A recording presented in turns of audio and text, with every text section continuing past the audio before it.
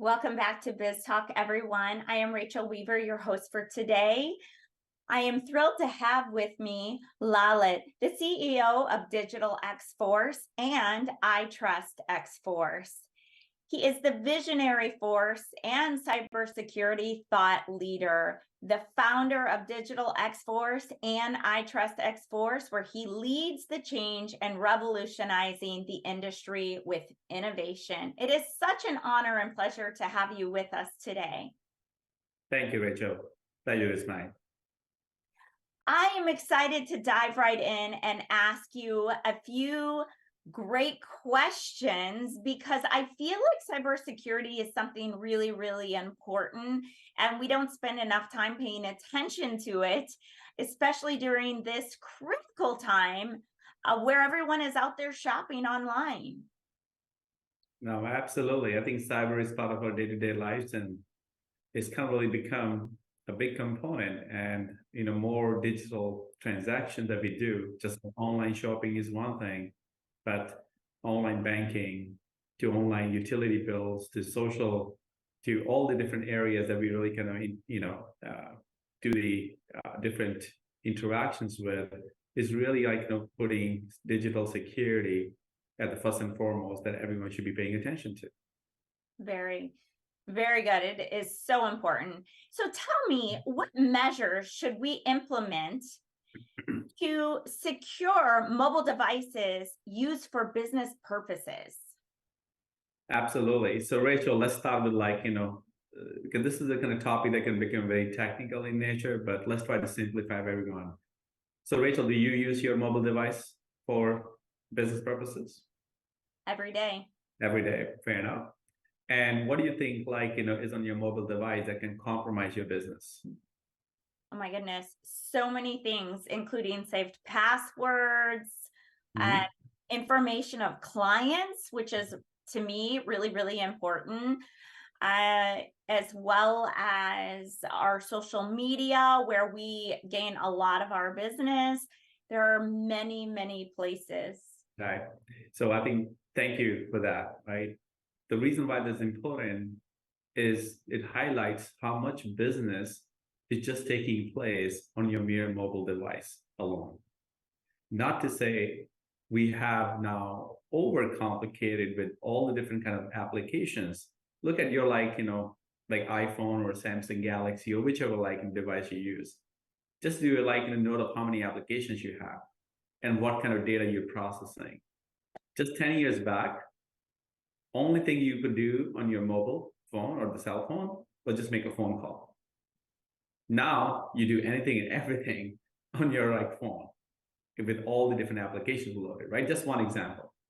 As you said, the different kind of client information, the email exchanges that you do on a corporate basis, that all starts with what you're really trying to protect. Like what is at stake with your mobile device? And many a times, businesses don't even know or create enough awareness between their user or amongst the users what needs to be protected. And this is where, when say ignorance, this is where folks don't even understand. So that all starts with really creating that awareness and training, what you should be doing with your mobile devices. As simple thing, if I were to ask Rachel, do you really lock your device? If you leave your device open, does it get auto locked within 5 seconds, 10 seconds? If the answer is no, why not? What kind of password do you have? If Rachel's password is 1111, I'm sorry, I'm going to crack it right now. But if her password is something very complicated, 6 digits, 8 digits, a combination of only something that she can guess and nobody else, is secure again. Also understand many times devices are subject to be stolen by different parties. When you do lose your device or get stolen, is your data encrypted? So these are some of the measures that any businesses should take, starting with creating awareness and training, means what is at risk, to then how to protect with basic methods. And then of course really comes what calls more advanced methods. Am I monitoring every device that is connected to my network? And is it securely connecting and is secure in a way? All those things have to be put in play to secure businesses. Wow, super, super important information. I mean, and it is so simple. So many people find it I feel just one more thing they have to do by putting that extra password on, but it's really critical. Yeah, it definitely is. So tell me, what BYOD policies can I put into place that you would recommend Mhm. for my devices that are going to be, another level of security? Yeah. So first of all, for the audience, like which don't understand BYOD is bring your own device, which we're really talking about. A lot of businesses in nowadays allow users, employees, or contractors to bring their own devices, whether it's their own laptops, whether their own cell phones, and they're connected to the businesses or their network to perform the transaction. And it's becoming more like ease or convenience or even cost-cutting efforts, all as a really kind of resulting in that. Now, when you're bringing your own devices, that also leads to some level of accessibility or exposure that can happen to compromise your business data. Because when you give your own devices, you can lock them the way you want to lock them. You can encrypt them. You can have some kind of endpoint protection, maybe detection mechanism. I mean, you can apply different things because those devices are directly in your control.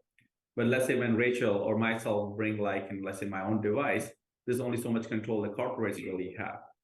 At that time, BYOD, which is bring your own device policies, really come to your savior. First and foremost, it really starts with what function a user is going to really do or perform with their device. Depending on the risk levels, the policy should have adaptability in terms of what level of scrutiny or the security needs to be applied. Number two, everyone should understand the policy. Sometimes the policies are created, but nobody ever takes or makes an effort to really help people understand what it really means. So it's not about putting a policy, but also help explaining what the policy means and what the implications could be and the risk could be also needs to be understood. Third and most, you also should bring your own device policies, which is balances security with ease of use and the convenience. It shouldn't be like my policy is so strict that Rachel can never ever operate anything on her corporate device. So there are different parameters you need to kind of apply. And of course, there are industry standards that you should follow or the common threats that you should prevent. That should be part of your policy as well. Very good. That is such important information to understand when bringing your own phone into place. So, what are the risks associated with mobile apps?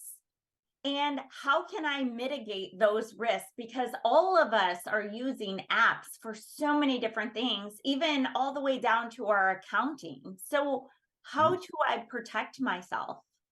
Absolutely. So when you talking a mobile app, they're in the two aspects to it. It's one as an end user, how you really using that mobile application, but more importantly, how the mobile application is getting developed and deployed. That's also equally important. Mm-hmm. Now, understanding the technology lingo, when you are developing mobile apps, those mobile apps are really meant for some kind of devices.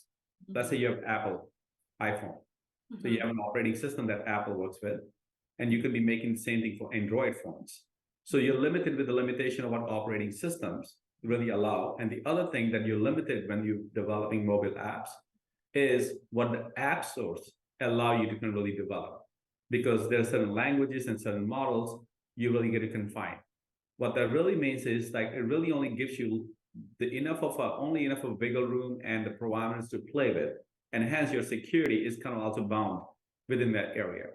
Now, there were times and days when people used to think, oh, okay, who's coming after this mobile device or mobile apps?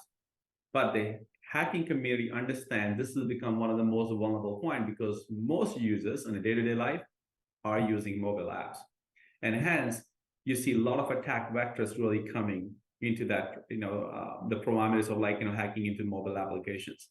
Now, definitely the basic and fundamental things is test, means any mobile application should be tested when it's getting deployed or before getting deployed for any known or unknown vulnerabilities. The other thing that you also should be really doing is enabling common tactics your authentication with multi-factor authentication, two-factor when you logging into mobile application. Also making sure that you have management of mobile devices for any activities and any action. So anything malicious that is going on can be notified and can really be taken care of. Now, a lot of mobile apps also interact with other applications and systems, means they have external communications. You want to make sure those communications are also secure in a logical way. So applying those methods, you really kind of have a better chance of fighting any kind of an exposure that you might have to the mobile applications. Very good. Thank you. Such valuable information for all of us to keep in mind when running our businesses from our phone, which most of us are doing at this point. So where can we find you? Well, we have two of the websites, digitalxforce.com and itrustxforce.com.